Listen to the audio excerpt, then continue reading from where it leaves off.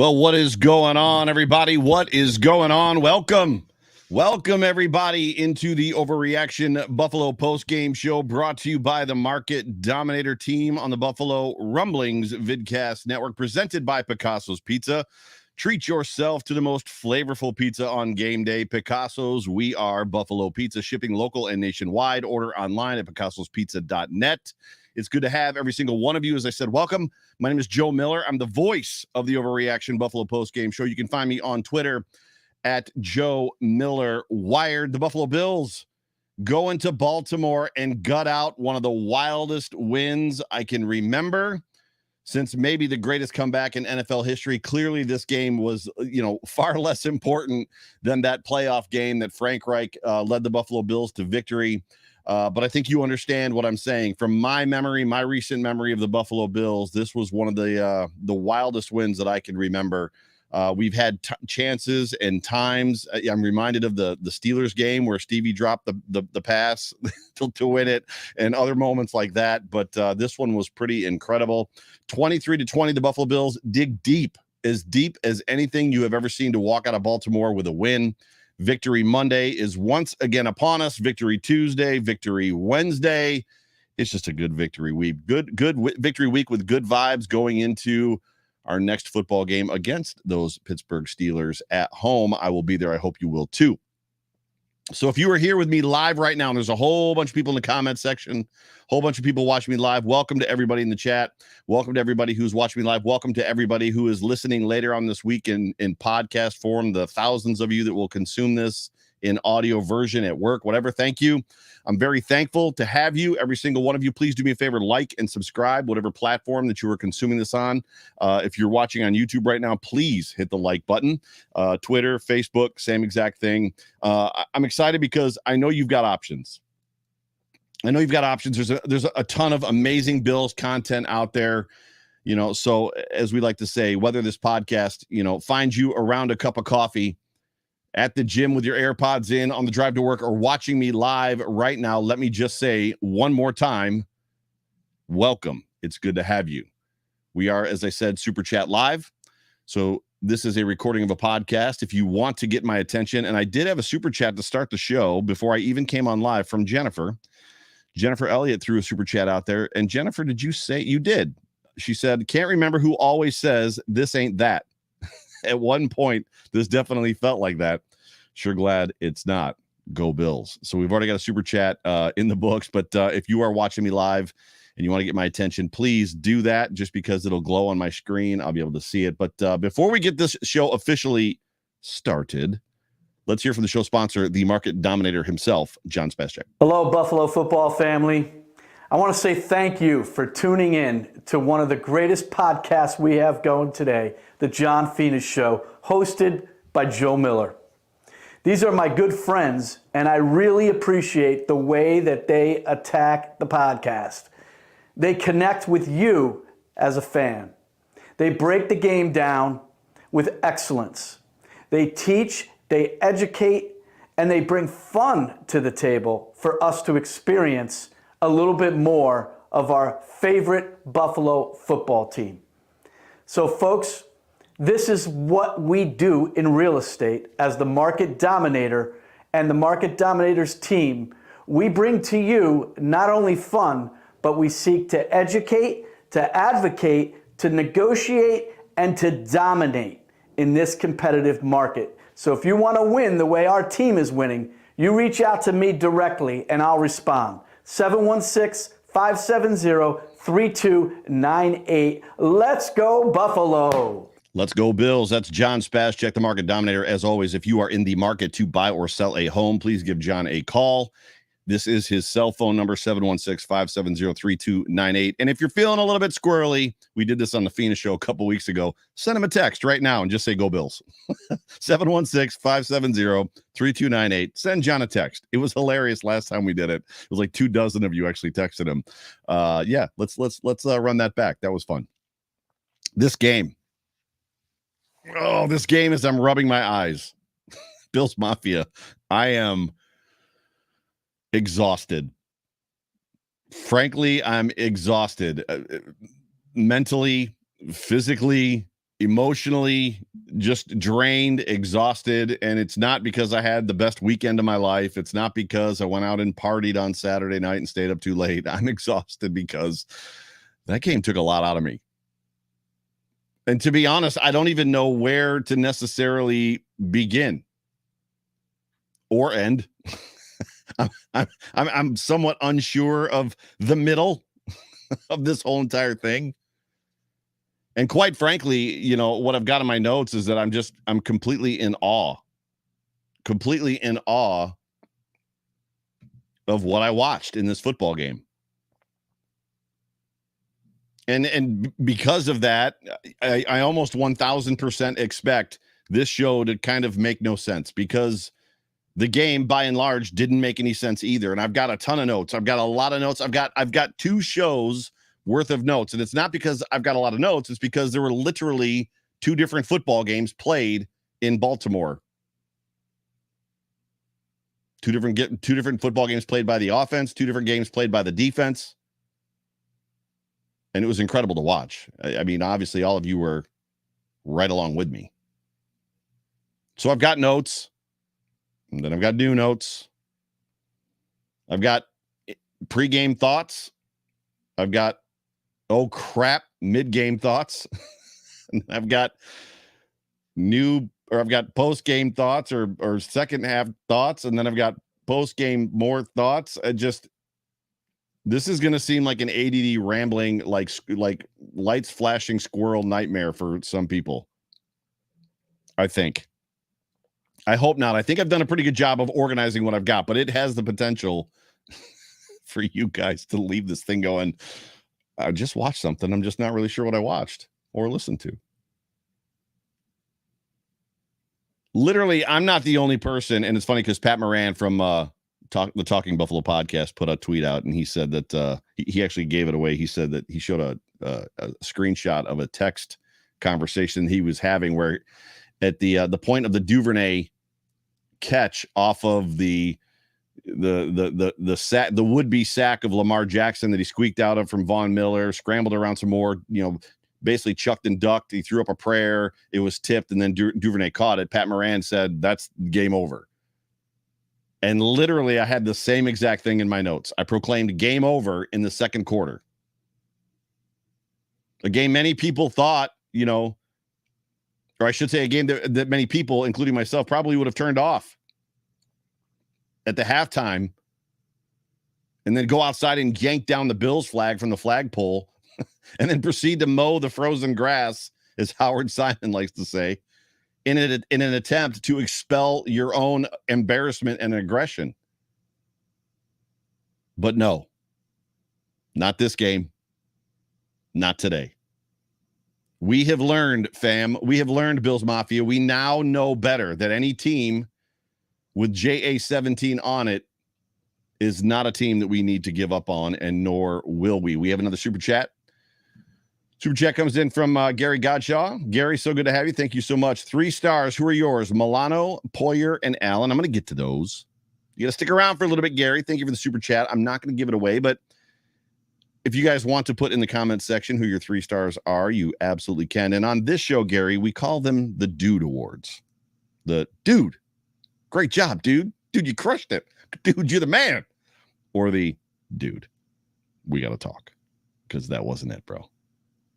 And we will assuredly get to the Dude Awards here in just a little bit. Just a little bit. Sit tight. The Bills came into this football game a little bit healthier, but I'll be honest with you.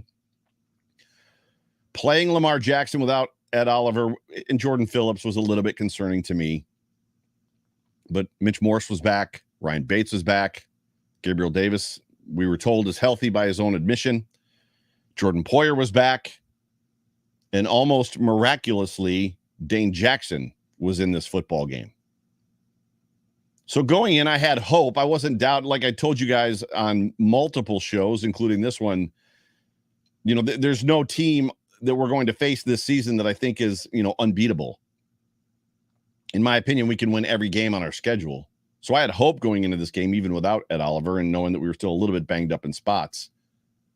But there was moments like as I was kind of processing before this game started, I do that every week before the game. I kind of take some early notes down, like, what does this game feel like to me? If I'm going to open the show, if I was going to open the show right now and I was going to do a pregame show, what are some thoughts? What are some feelings that I would have? And even though this was not a must win, there's no must wins at week 4 unless you're 0-3 in the division already. If it's a hypothetical situation where you've played all 3 teams in your division, you've lost to all those games, week 4 is absolutely a must win. But it kind of felt a little bit like a must win to me. I didn't want to see the Bills going into week 5 against the Steelers at 2-2. 3-1 looks a lot better. 3-1 looks a lot healthier. 3-1 looks a lot more like what I predicted. I just felt inside of me that they couldn't go 2-2, that would just be bad. But it was a soggy day in Baltimore, and we've heard all the conversations and Bills Mafia carries. That was me combining Bills Mafia and Mary. Bills Mafia carries this sentiment that somehow, although it's waned a lot, that Josh Allen can't play in the weather, can't play in the wind and rain, even though the first 400-yard game he had was in Miami in the rain. Soggy day in Baltimore. How is it going to affect the offense? How is it going to affect the defense? You expect a soggy day, rain, wind, a wet field to benefit Lamar Jackson in a lot of ways, right? We have another super chat from Mike Stock. Mike Stock, my guy, what's up, buddy? Thank you so much for being a part of the show. I saw as a stat after the game that blew him away, that blew Mike away. The Bills have only allowed 7 points in the second half this season. 7. That is absolutely 100% true. I actually had that in my notes, and Mike, now thanks to you, I don't have to share that. So thank you so much. That is an incredible stat. Thank you so much for the super chat, my friend. Soggy day in Baltimore.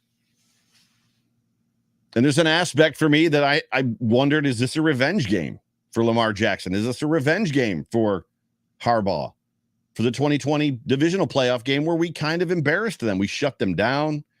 If you remember, Lamar threw the pick 6 to Taron Johnson. It was a defensive battle. It was a defensive juggernaut. Lamar goes out injured. This is the first game between these two teams since then, and there's always that sense of, or that feeling of, rivalry revenge, right? Not that they're a huge rival of ours, but they're a good team. We're a good team. Josh Allen said it in his post game that we're going to face them a lot. And as the game opened up, the Bills they weren't sharp at all.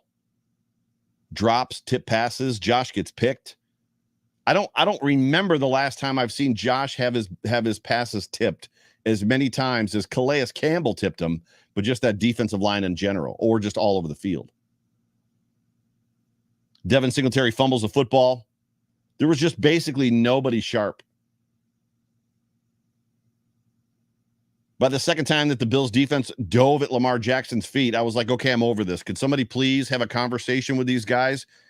It's not Joe Flacco running around back there. You can't dive at his feet. You've got to tackle him because he's just going to jump out of it. If you dive at his feet, he's jumping out of that tackle. And he did it several times. And as it pertains to Devin Singletary's fumble, fumbles aren't good. But as my dad told me growing up, and as we've talked about on this here show more than one time, quarterbacks throw interceptions, running backs fumble. It's the way that it is. Receivers drop passes. Quarterbacks throw interceptions, running backs fumble, receivers drop passes. That's what my dad taught me as I was growing up learning the game of football. So as it pertains to Devin Singletary and the fumble, and there's probably a better way to tie this in, but this is one of those moments where I didn't know how to get this point in, but I wanted to talk about it, and it's coaching and yada, yada, yada. I'm over what I would consider the adolescent type leadership of benching the running back who fumbles, because that's what we do here. The old Bill Parcells, Bill Belichick. If you're a running back and you fumble on my team, you're going to the bench. I'm just over it. You do that, and you do that often, and you set a tone and you enforce a culture when your team sucks. When your team is bad, when you're the Buffalo Bills who are in the middle of a 17-year drought, and you're fighting for your lives and you're trying to fix mistakes, fundamental mistakes, player mistakes, mental mistakes, physical mistakes, play call mistakes, confusion mistakes, just things like that. When you're a bad football team, you bench guys that fumble the football. That's what you do. Absolutely. Rookies, maybe, makes sense. You're trying to send a message to the rookie. But Devin Singletary is the undisputed RB1 of this football team. That's it. End of show.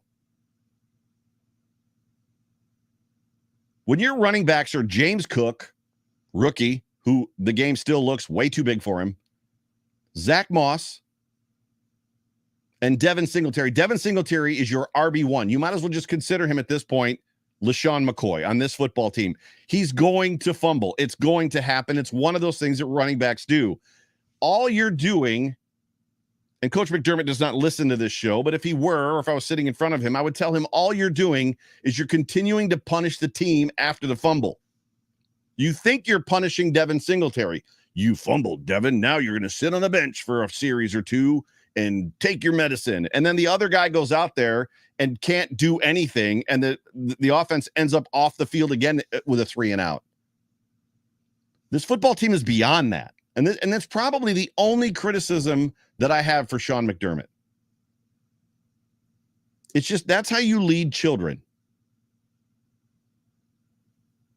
If Devin Singletary fumbles, you put him right back in the game. If Josh Allen throws an interception, you don't yank him out. Josh, you threw an interception. Get on the bench. Case Keenum, you're in for one series. Well, Josh sits on the bench and pouts by himself because he threw an interception. It's effectively the same thing. You don't do that to Josh Allen because Josh Allen is Josh Allen. And at this point, Devin Singletary is not LaShawn McCoy in his prime, but Devin Singletary is the RB1 of this football team. And he showed it in the second half. We're not a crap football team anymore. Don't compile or don't pile on and don't compound, problems by taking your RB1 who fumbles the football and sticking the next man up who isn't as good as the RB1, and then you go 3-and-out in the next series because of it. It's just not good football. And literally, I have in here that the Twitter Mafia folks showed up during this game and started calling for McDermott's head. They were all up in my mentions. I made a tweet. I don't remember exactly what it was. And somebody's like, oh, it sounds like you're calling out Sean McDermott. And then it just went nuts from there. And I wasn't. I was just saying, I don't like this. This is the one thing I don't like, whatever. This is not me calling for the head of Sean McDermott. This is me saying that if I've got one thing right now, the only thing that I have a problem with Sean McDermott, it's this. He's corrected everything else in my mind. To include, and I don't know how many of you caught this in the game. Last year, most of the year, if the opposing team's offense was on the field, I'm totally off my notes. If the opposing team's offense was off the field, and I know I've got a super chat out there, I'll get to it in a second. If the opposing team's offense was on the field, rather, and it was first down, and they committed a holding penalty to make it 1st and 20, the Bills would decline it and go 2nd and 10. And almost every single time the Bills did that, the team got a first down. I don't know if you remember that. Would drive me crazy last year. It happened today in this game. The Ravens had a holding penalty on first down. The Bills chose to back them up. 1st and 20. And I believe they punted after it. Got a super chat from Dave Reed. My guy Dave's good to see you, buddy. Thanks so much for being a part of the show. Thanks for the super chat. Another interesting stat. Lamar has only been shut out in the second half 2 times, and both were the Bills. Also, Lamar has, this is where I was going to go, 2 red zone interceptions in his career, and both are against the Buffalo Bills. Dave Reed, that is an awesome couple stats. Thank you so much for being a part of the show. I appreciate you. Devin Singletary, getting back to it, is the RB1 of this football team. Treat him as such. And Josh Allen was pining on about him in his post-game presser. I can't say enough good things about Devin Singletary. I can't say enough good things about Devin Singletary. The coach needs to take a little bit, from his quarterback. And when Devin Singletary fumbles, put him back out there. Put him right back out there. He's not going to fumble twice in a row. And if he does, so what? Running backs fumble. That's what they do. Rant over. In this football game, you could have easily let the excuses pile up. They were talking about it on the broadcast that the heat from last week's game, that they didn't. Josh Allen said he didn't feel normal until Friday. They probably have heavy legs, this, that. The heat was a problem. The weather was a problem. The wind, the rain. They're getting out coached, which I don't think they were. I think the players just weren't executing. One of the few times I could literally tell you that the players weren't executing. Unforced errors, tip passes, fumbles, interceptions. There was a point in that game where literally and I've got it in my notes later too, where you're thinking in your head, and I'm writing it down in my notes. They're just playing getting run out of the building. It's like they didn't even show up for that football game in the first half. Super rare to have a Buffalo Bills game that you're like done watching midway through the second quarter. Like you're just like, this is over. That was in my notes. Oh, this game's over. I'm going to keep watching because you never know. I've got Josh Allen on my football team, but if Trent Edwards was my quarterback right now, I'm out. I'm switching over to red zone. And another interesting stat is people are super chatting stats, which is freaking awesome that you guys are that connected and that like committed to this show. Josh Allen in the first half, rather, by the end of the second quarter, Josh Allen was on the field for all of 7 minutes in the first half. If you take away the 2-minute drive, if you take away the 2-minute drive, Josh Allen was on the field for 7 minutes in the first half. They kept putting the camera on him. I can probably do an impression. So if you're looking at my screen right now, this is Josh. Every time the camera was on Josh Allen, this is what he's doing. He's watching the Jumbotron. No emotion, no expression. Probably in his head going, what the hell's going on? Like, what is the problem here? What in the world is the problem? Peyton plays. Peyton, I hope you do this super chat every week, bro. Peyton with the super chat. Josh Allen is on pace for 5,992 all-purpose yards. It was 6,200 last week or 6,400? That number dropped a little bit. Peyton says Josh looked pretty calm the entire game. He absolutely looked calm the entire game. He did not seem. There was the one run that he trucked some people, and McKenna was on the couch next to me saying, he's laughing. I know he's laughing. And he was pretty much into just the next play, like get to the line, get to the line, get to the line. But aside from that 2-minute drive, Josh was on the field for a whole 7 minutes in the first half. And, and even defensively, you give them the ball on their first possession, our first possession, you turn it over, they get the ball. Was it inside the 5 or on the 5? Not great. Not great, Bob. Bills give up an easy touchdown there. You almost half expect it to happen. And then the Bills give up another touchdown, and then it slowly started to change, right? You saw the defense finally kind of get their legs underneath them, even in that first half. The Bills defense started to get pressure. They started to kind of get home a little bit. They sacked Lamar a couple times. There's a couple tackles for losses. And they went from wholly breaking in the first quarter to just starting to bend. And they would bend enough to allow field goals. And then after like that, it turned into just 3 and outs. But in that first half, even with that still, the defense only had 1 stop. So this is where it's like, Joe, you're so negative. I told you, these are notes for 2 different games.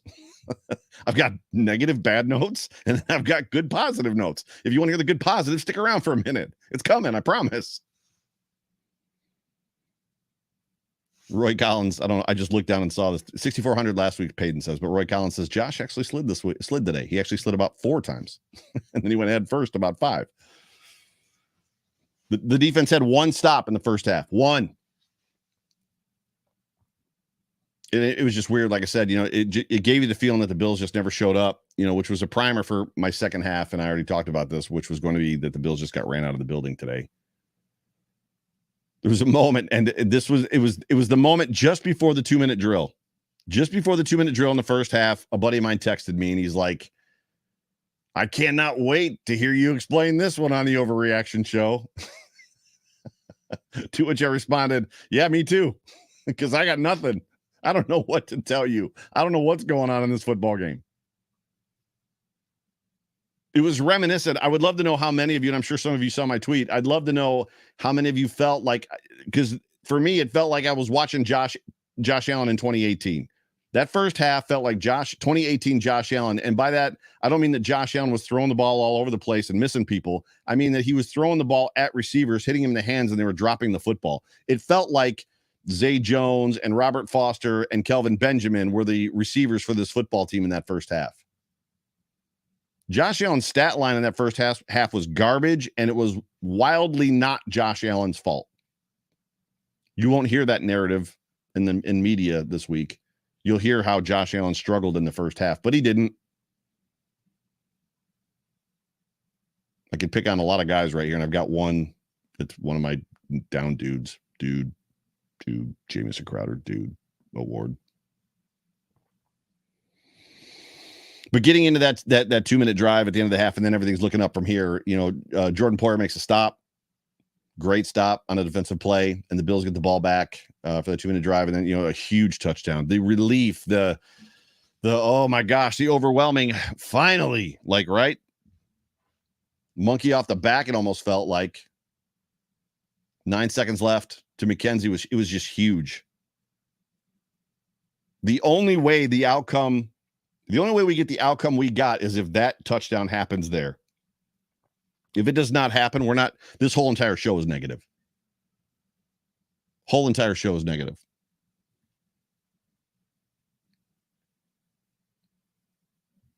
63. The Buffalo Bills had 63 total yards in the first half on plays, on drives that were not the 76-yard 2-minute drill drive.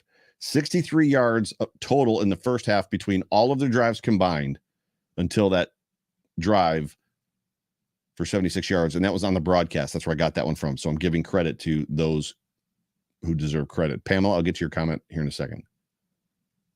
In that first half, the run game, bad. Pass catching, bad. Play calling wasn't great. Blocking, bad. It was just bad. Pamela with a super chat. Pamela, thank you so much for being a part of the show. Appreciate you. As you know, so did the Rams and Titans just play really bad. We blew them out. Our team should, but these past 2 weeks, I'm like, what is going on? Things change. The first 2 weeks, we hear it all the time that the first week of the season is a liar. And that's because teams are still trying to find themselves, and some teams are ahead of other teams. And this is one of those cases where, the Titans probably aren't as bad as they showed in week 2, and the Rams are a good football team, but the Bills were maybe a little bit more prepared for them and maybe a little ahead of them. The Bills are a good football team, but there's other good football teams out there. And then there's teams out there that played well in the first 3 weeks that actually aren't good football teams. Just the way that it is. Our first half stats. First half stats. I just started doing the first half stats this year, and I love the contrast between the first half stats and the game stats. The Buffalo Bills total yards, 139, keeping in mind that 76 of those came in the last 2 minutes of the half. The last 2 minutes of the 30, 76 of those happened. The Ravens had 170 yards, and things they blew up in the beginning, and then it just got bad from there. Josh Allen, 105 passing yards. Lamar had 98 rushing yards, 34 to 72. Yards per play, 4.6, 5.0. I wish I had screenshotted the stats before that 2-minute drive. As much as I can figure out the total yards, I don't know what the passing yards were, the rushing yards, yada, yards per play. First downs in the first half, 9 to 12. A bunch of those first downs came in that last drive.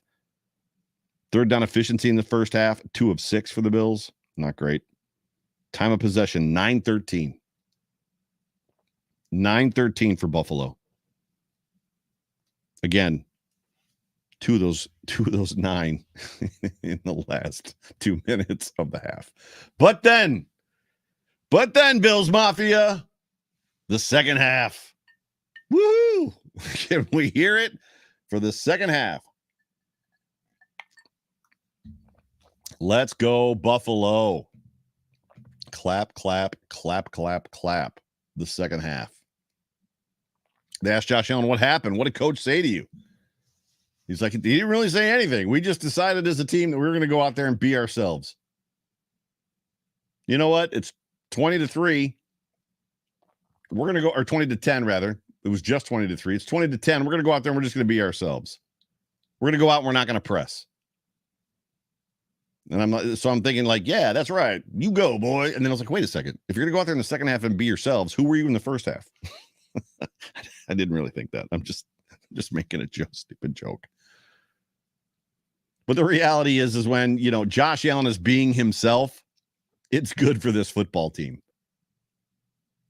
At one point in the second half, McKenna turns to me and she goes, Josh Allen is him. And I didn't say anything. I just chuckled because it was, I think 2 weeks ago where Stephon Diggs was telling everybody that he was him. But Josh Allen, the reality is, when he decides he's going to take over a football game he did. And then that defense stands up and shuts out the Ravens in the second half. And I mean, they shut them out 0 points. Josh Allen 100% is him. That was pretty incredible. That was one that we're going to remember. You remember that Ravens game in Baltimore and the weather? What was it, week 4, like 2022? The Bills' offense was awful, was garbage. Nobody could catch the football. It was weird. And then Josh started going out there and just destroyed them. Just willed the team to victory, almost like he was an MVP of the league. People are starting to fill those ballots out already, just so you know. And he made a case for himself. Now, I don't care about the MVP. I want to be a Super Bowl winner. But Josh Allen is him, y'all. The Ravens got the ball first in that second half, rather, and what a huge stop. Tremaine Edmonds rushes Lamar. He forces an incomplete pass. Excuse me. And while everything went perfectly for the offense, the run game, I think, to me, was the most surprising. The run game picked up a lot. Devin Singletary just started finding creases, and they talked about that too. What happened? What was the difference? And they were like, we just committed to put a hat on a hat, I think is what Josh said. And we just committed, if we're going to do this, let's try to do this. Devin Singletary, in a lot of cases, looked like he was shot out of a cannon in that second half. And I would love to know. I would love to be in that locker room. I would love to be as smart as John Fina and as smart as Jerry Ostrowski and know what the differences are. And maybe we'll find out. Maybe that's one of the questions we can talk to John about tomorrow on the Off Tackle with John Fina show. What was the difference? Why was that defense getting creased in the second half when they weren't in the first half? What was the difference? It couldn't have been all Devin Singletary.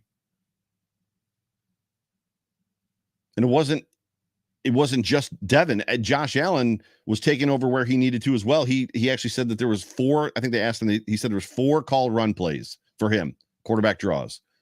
The rest were, in his mind, just read and goes. If it felt right, go. And it felt right. Josh Allen hurt them badly with his legs. Badly.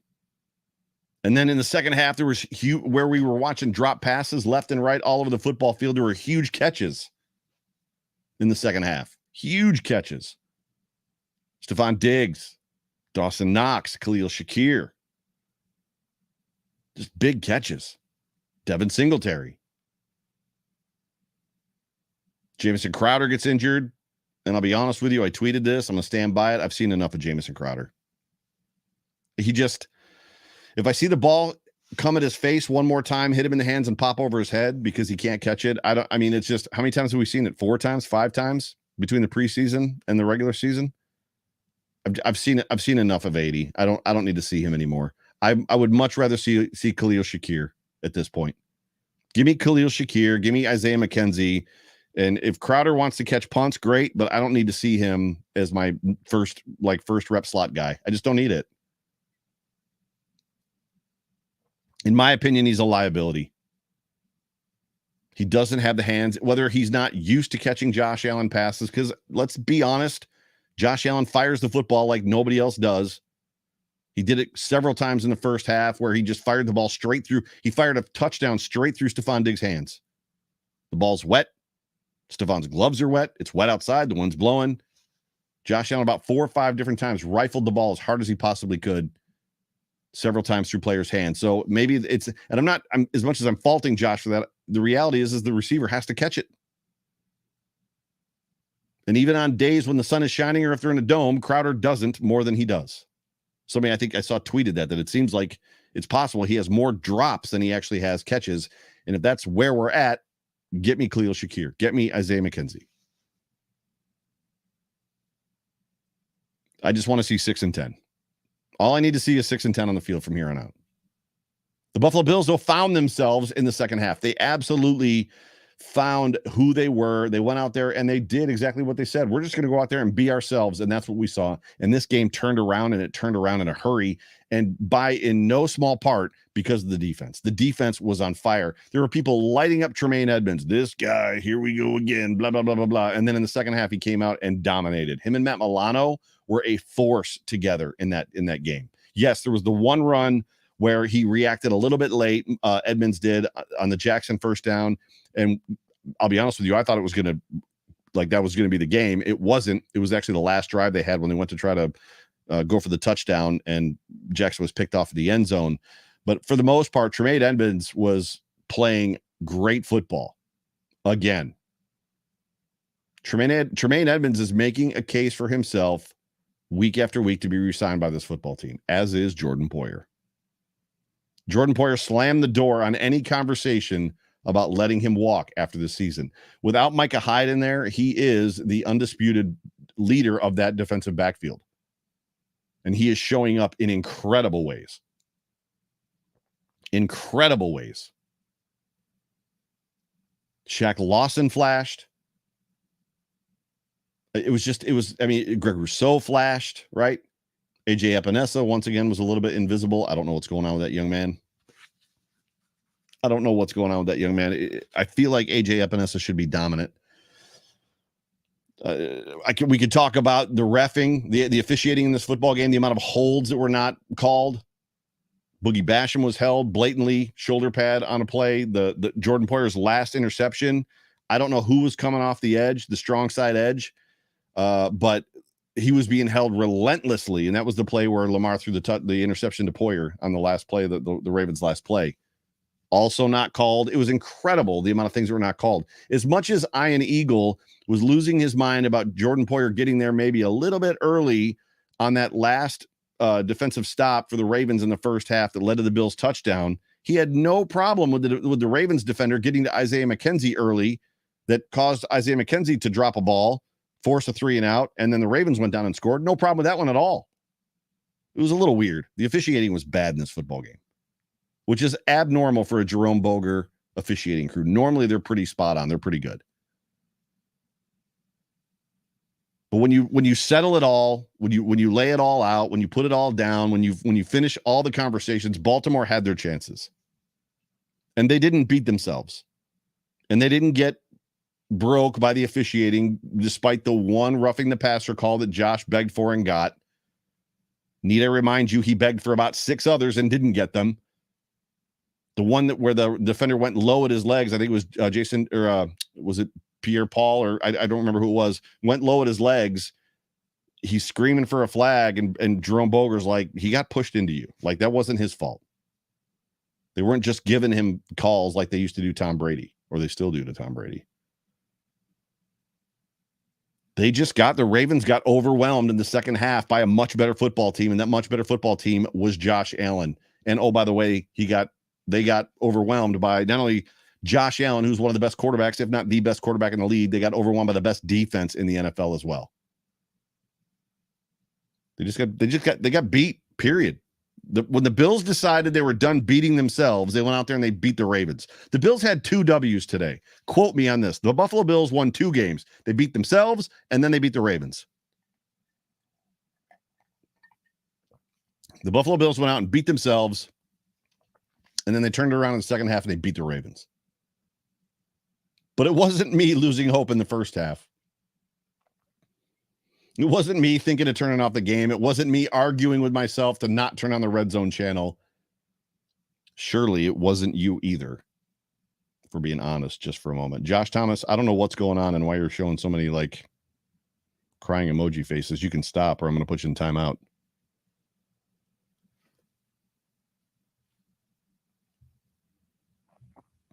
I'm just in disbelief in this football game. Legitimate disbelief. We spotted them, 20 points, 17 points? This game was incredible.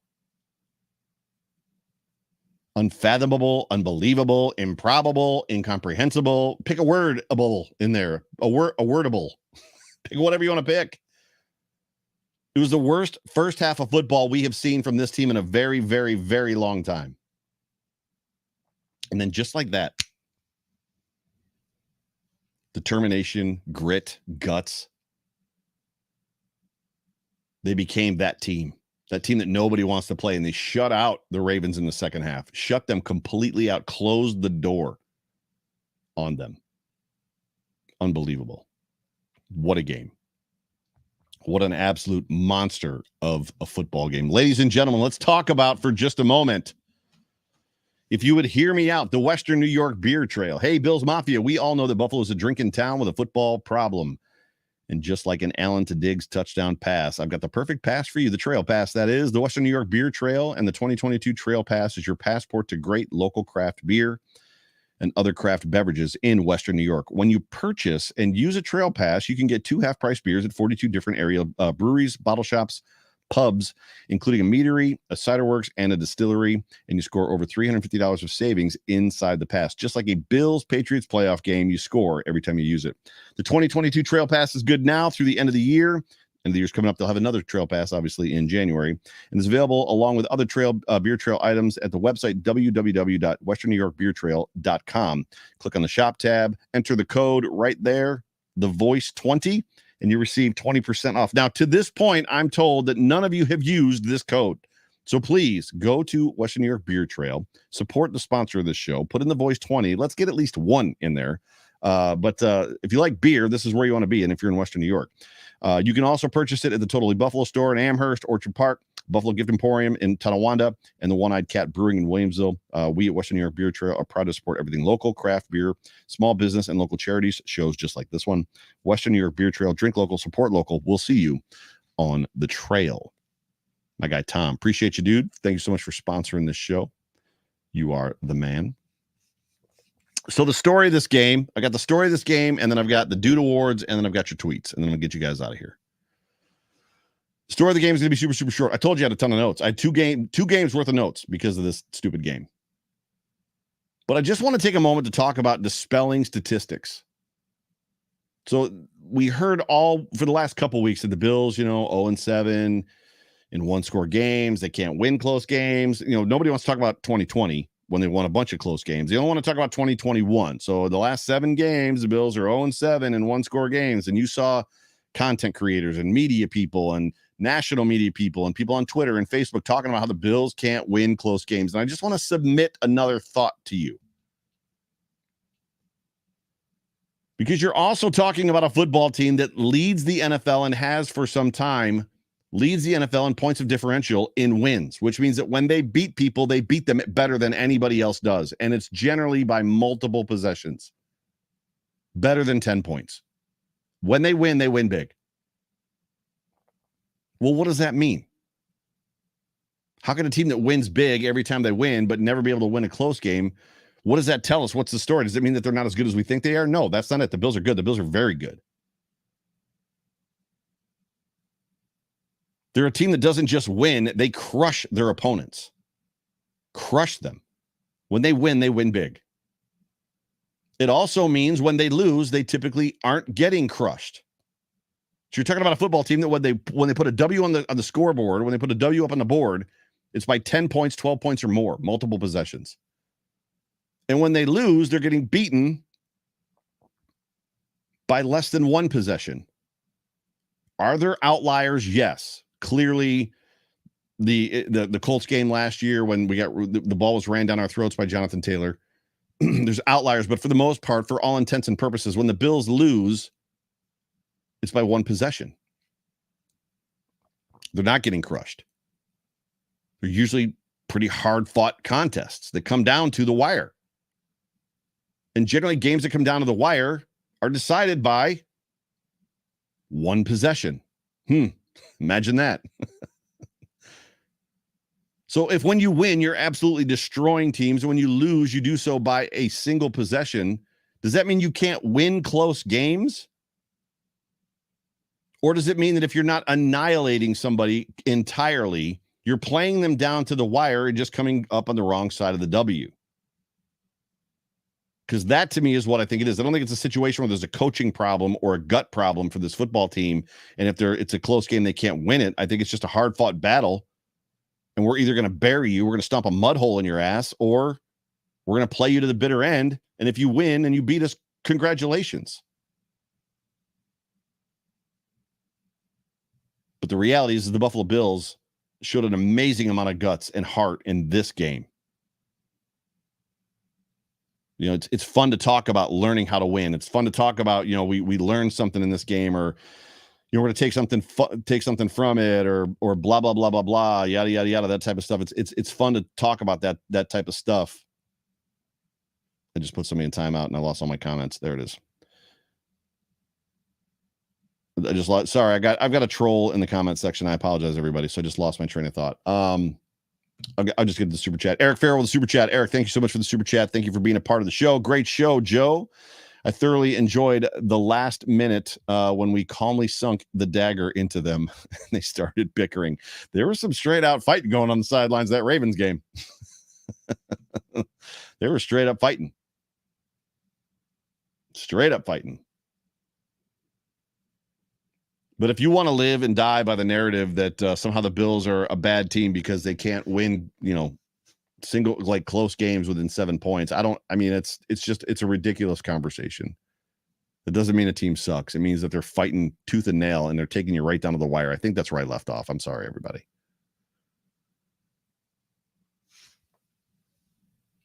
I don't know what is going on. This guy keeps coming back. I'm just going to block him. I try to play nice. I hope you enjoyed it, though. I hope you absolutely enjoyed watching that Josh Allen, that football game. I hope you enjoyed this football game. I've told you 100 times before, don't miss this. Don't waste it. Don't waste these moments of watching Josh Allen play. We're not going to have him forever. I expect to have him for the next 10 or 12 years. But we're definitely not going to have him forever. Enjoy every waking minute of Josh Allen as the quarterback as QB1 for the Buffalo Bills, because it's incredible. Let's move on to the Dude Awards. I was asked earlier about my 3 stars. And here on the Overreaction Postgame Show, we don't do 3 stars. We do the Dude Awards.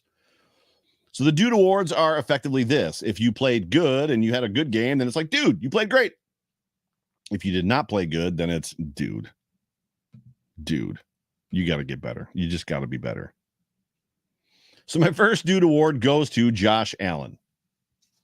Josh Allen had every reason to, go into that second half and almost not pack it in, but be like, let's just run some plays and let's execute some things and almost like put in a practice thing, but he didn't.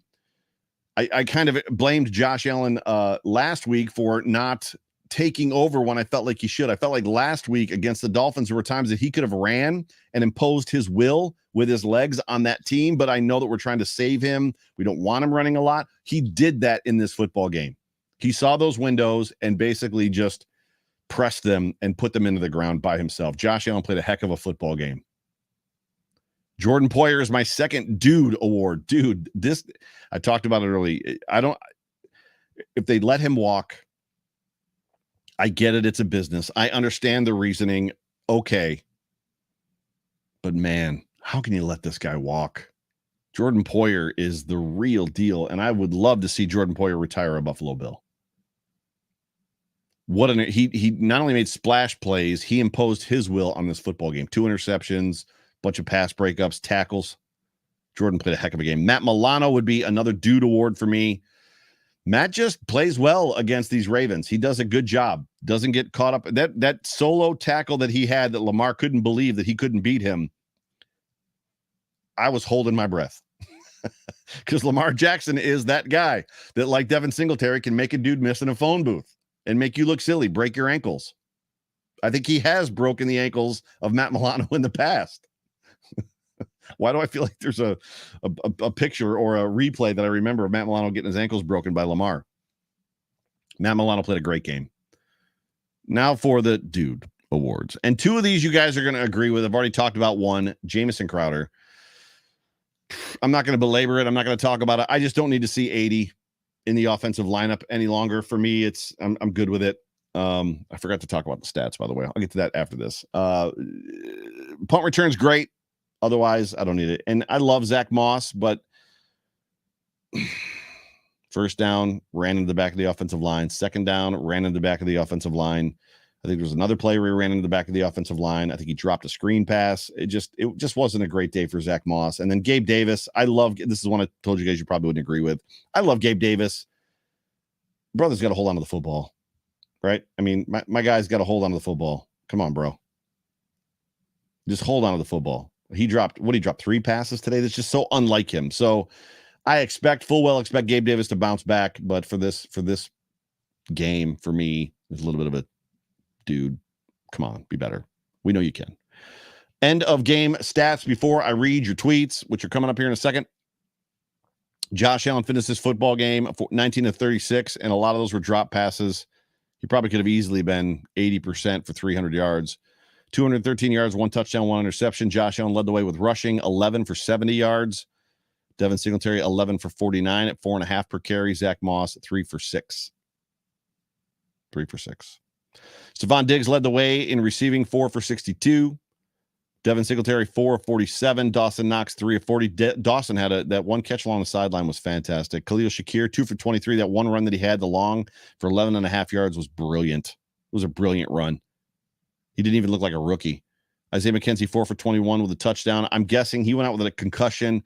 I saw him post-game running into the locker room. He had a smile on his face. Everything, I'm sure he's going to be fine. Gabe Davis, 1 for 13. I think he had 4 targets or 5 targets. Crowder, 1 for 7. Come on. James Cook had a target, 0 for 0. Matt Milano had 11 tackles. DeMar Hamlin, 7 tackles. Tremaine Edmonds, 5 tackles. Who had the sacks? Interception was Jordan Poyer. Half a sack went to Greg Rousseau. A full sack went to Von Miller. And Lamar escaped another sack. Daquan Jones had a half a sack. So those are your sacks on the day. What do we got for stats here? Total yards, Buffalo Bills 326, Ravens 296. Passing yards 201 to the Ravens 134. Rushing yards 125 to 162.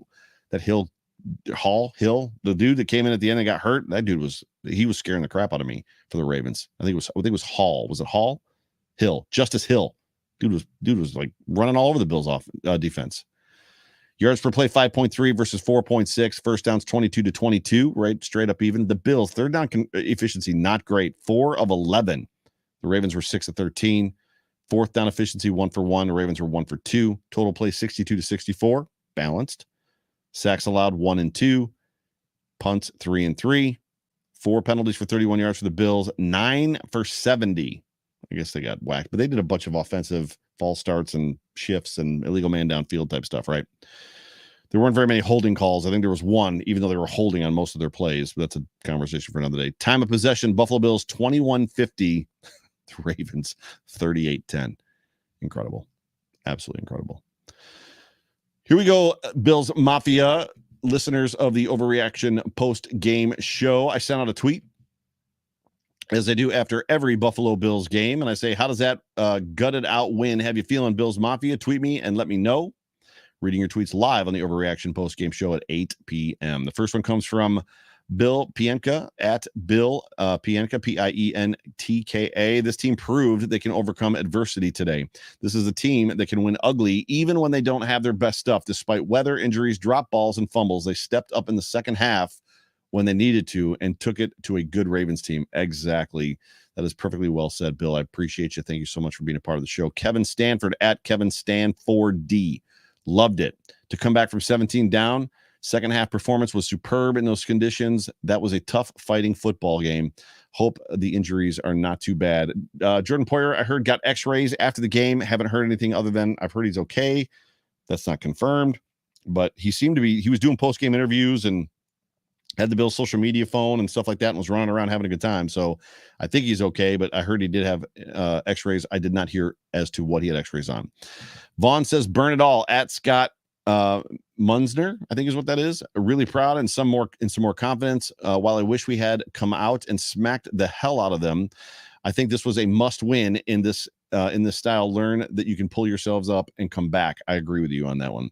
Excited. Go Bills. Hashtag Bills Mafia. What do we got? Quick draw, or should ABH at quick draw _BB. Good to see that we can adjust when we are down. But what is going on with James Cook? Are the coaches seeing something in practice that makes them reluctant to put him in the game, or are they just working him in? It looks like Davis is playing hurt.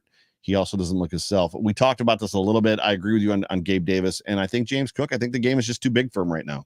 I think right now everything's going too fast. It hasn't slowed down for him. We hear about that a lot. If you've ever played sports or done anything like that tunnel vision you get where it feels like you can't focus, is how I feel like he's pressing versus everything being super, super kind of like easy for him. So yeah, I think he's struggling a little bit. Bills Media 716 at Bills Media 716. This team is different. So many Bills teams in the past would have rolled over at halftime, folded like a chair is what we call that. Out hustled, outworked, and out coached Baltimore the entire second half. Defense seems to need a little time to figure things out, but when they get rolling, they're unreal. Go Bills, 100%, totally agree. C-Dub, Bills Mafia, at ChrisWell73. Sweet baby Jesus, I love this team. Go Bills, hashtag wildest dreams land. My guy, Saxa Dave, at Saxa Dave, feeling freaking great. Ravens are good, and to pull that game back is awesome. So much for losing one-score games. All Pro Po and Matt Milano stepped up big time. Them not kicking the field goal in the second sealed their fate. Super excited that I'll be there in person next week. Go Bills. Saxa Dave, my guy, you better hook up with me for sure when you get into town. Steve at Steve Westerhout. A whole lot of drop balls today, but an amazing comeback, come from behind win. Tied for first with the Dolphins, but the season point differential leads me to believe that won't last long. I also agree with that. Jessica Hernandez at JCH04. Welcome to the show, Jessica. Towards the end of a messy first half, defense looked like they were coming together. That's well said. And offense looked like they found a rhythm, so I was feeling confident. I was not. So, Jessica, one thumbs up for you. Glad the team got a chance to practice finding composure and clock management and did it without key starters. Great job. Appreciate you being a part of the show. Hanover, at Joey Hanover. It feels good, both good and bad. We started slow and eventually woke up. Not great, but good finish. Can't be starting slow in games like that normally. Absolutely true. You want to punch them in the mouth early, which is what the Bills meant to do. They took the ball first because they wanted to punch them in the mouth early and expected the weather to get bad, which it did. It just wholly, completely backfired on them. Tim Aschenfelter at Tim 940-32520. This D kicking some butt in the second half, and shout out to Frazier having the game plans with all the injuries. They have amazing depth, and it is showing up with the strength of the defense. This win was on the defense, keeping it at 20. You are not necessarily wrong. And then Johnny O at JD777-42869 says, play Shakir and Hodgins. Isaiah Hodgins is getting closer and closer to actually being on this roster, being called up. It's not, one more injury, depending on what happens with McKenzie, where Crowder's at, and Kumaro, we might see Hodgins sooner than later. My guy, Human Juke 81 with the super chat. Thank you so much for being a part of the show. We're going to end the show with the super chat. The whole one score thing is so aggravating. I agree with you, dude. Hope we can just move on. Agree with your take 100%. Thanks for the good stuff here and with Fina. Speaking of John Fina returns to the Off Tackle with John Fina show on Monday at 8 p.m. live on the Buffalo Rumblings YouTube channel. Tuesday is the Code of Conduct with Jay Spencer King. I think he has Stevie Johnson, former Buffalo Bill Stevie Johnson, on that show. I think. Don't quote me on that. Check his timeline, but I'm pretty sure that's who he's got. Wednesday is the Hump Day Hotline with me and Jay Spencer King. Thursday is the Buffalo Nerd, and Friday is the Food for Thought. And then a new show that has popped up is Intentional Grounding with my guy Sterling Furrow, which is Sunday pregame. So if you're not doing anything, if you're sitting at home, if you're not at church or whatever on Sundays, jump into YouTube and jump in with Sterling as he brings you the official Buffalo Rumblings pregame show. But ladies and gentlemen, you have been tuned in to the Overreaction Buffalo postgame show, brought to you by the Market Dominator team on the Buffalo Rumblings Vidcast Network, brought to you by Picasso's Pizza. I'm the host of the Overreaction postgame show. My name is Joe Miller. You can find me on Twitter at Joe Miller Wired. As always, it's so good to have you guys. I appreciate you guys so much. Victory Monday, Victory Tuesday, Victory Wednesday, Victory Thursday, Victory Friday, all the way up to the Pittsburgh Steelers at home in Buffalo next week with me, Saxa Dave, Josh Allen, that defense. Man, it's going to be fun. It's going to be fun. Ladies and gentlemen, I love you. I appreciate you. We'll talk to you on Monday at 8 o'clock live with John Fina. See you then. Go Bills.